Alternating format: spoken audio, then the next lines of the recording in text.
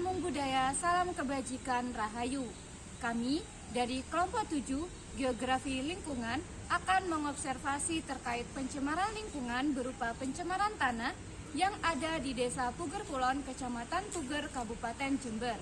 Perkenalkan dengan saya sendiri, Maria Ulfa dengan NIM 2002 103 030 10. Saya Jihan Ratna Fauziah dengan NIM 2002 103 03 013.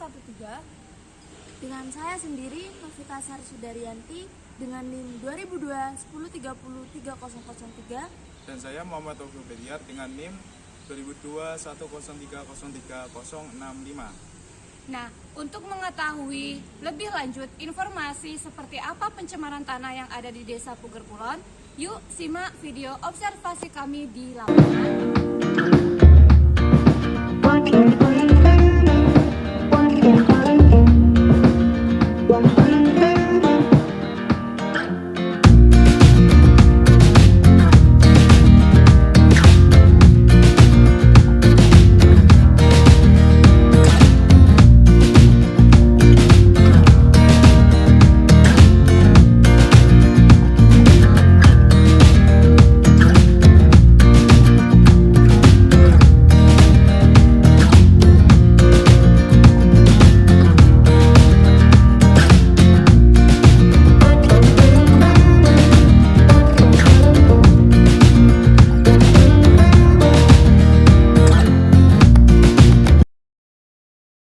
Diketahui maksudnya zat berbahaya dari dalam tanah, air maupun udara yang dapat mengganggu keselamatan makhluk hidup disebut pencemaran lingkungan.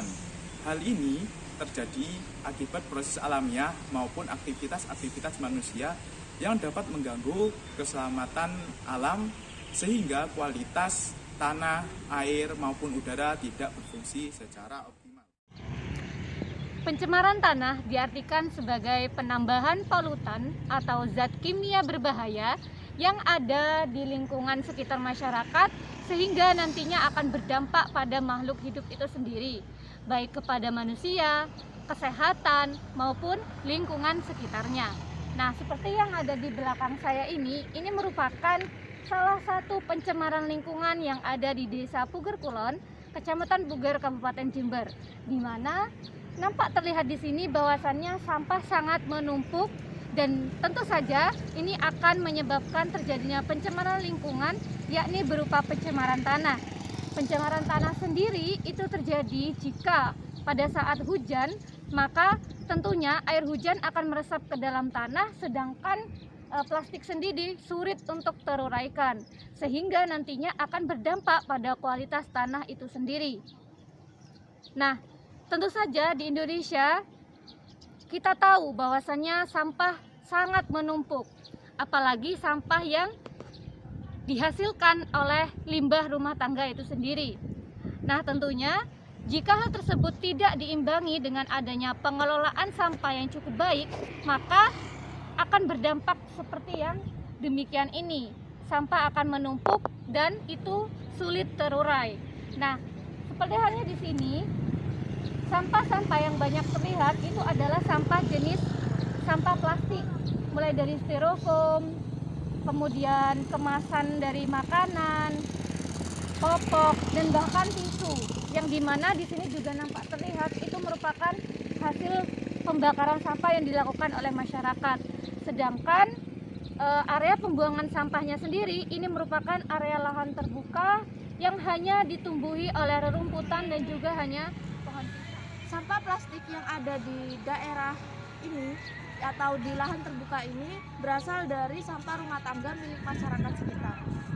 Masyarakat sekitar karena minimnya pembuangan sampah di tempat ini sehingga masyarakat sekitar memanfaatkan lahan terbuka ini untuk sebagai tempat pembuangan sampah.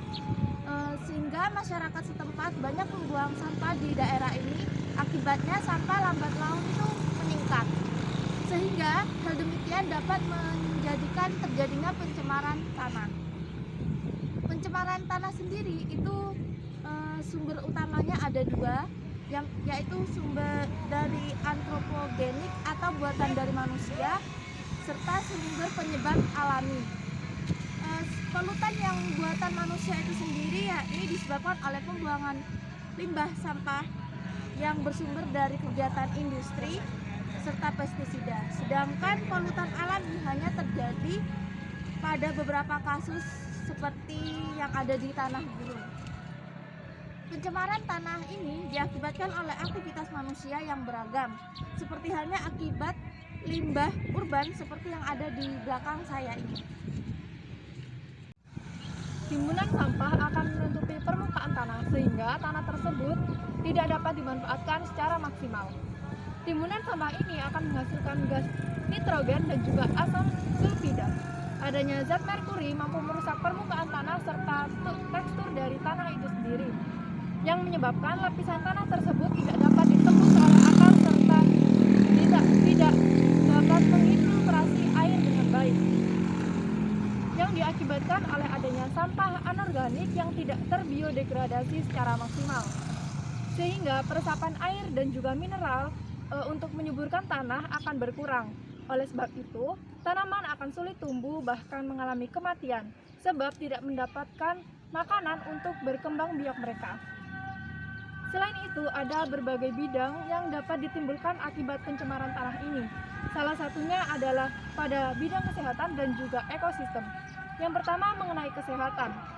Dampak pencemaran tanah terhadap kesehatan tergantung pada tipe polutannya, jalur masuk ke dalam tubuh dan juga kerentanan populasi yang terkena pencemaran tersebut. Kromium, berbagai macam pestisida serta herbisida merupakan bahan karsinogenik untuk semua populasi. Timbal sangat berbahaya bagi anak-anak karena dapat menyebabkan kerusakan otak serta kerusakan ginjal pada seluruh populasi. Jelas, pada dosis yang besar, pencemaran tanah akan menyebabkan kematian. Yang kedua adalah pada bidang ekosistem, menyebabkan perubahan metabolisme dari mikroorganisme endemik dan juga antropoda yang hidup di lingkungan tanah ini. Akibatnya bahkan dapat memusnahkan beberapa spesies primer dari rantai makanan yang ada. Ini akan berdampak besar terhadap beberapa predator ataupun tingkat lain dari rantai makanan di sekitar lingkungan ini. Nyata yang bisa ditimbulkan dengan adanya penumpukan sampah di lahan terbuka ini, bisa kita lihat di sebelah sini pohon pisang yang tumbuh tidak menghasilkan buah, atau dalam artian pohon pisang ini hanya tumbuh satu, sedangkan untuk buahnya sendiri tidak menghasilkan buah. Dan hanya di sini hanya terdapat rerumputan yang tumbuh, sedangkan untuk area lahan terbukanya sendiri cukup lebar.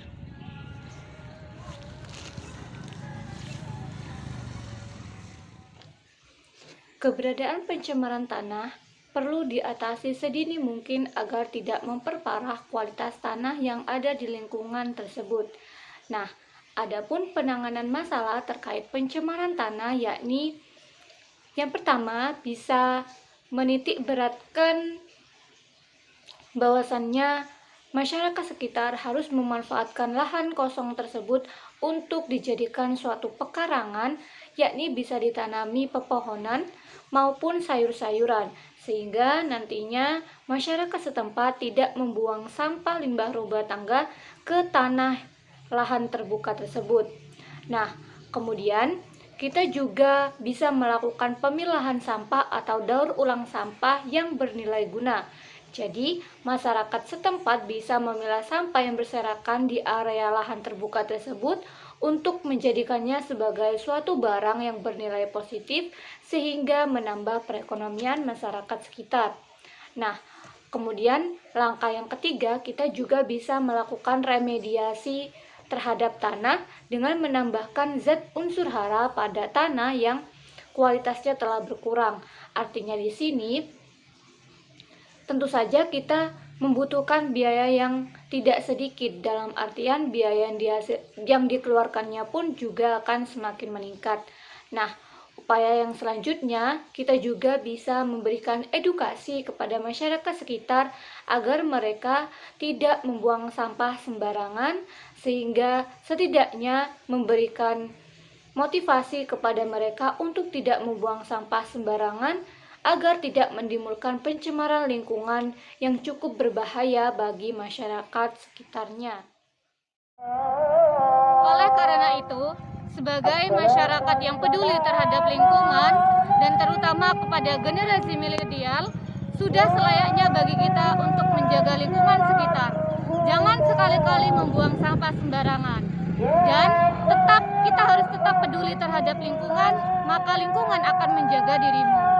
Oleh karena itu, gunakan lahan terbuka sebagai tempat, sebagai area perkarangan untuk menanam pohon yang bernilai positif. Jangan digunakan sebagai area tempat pembuangan sampah. Sekian.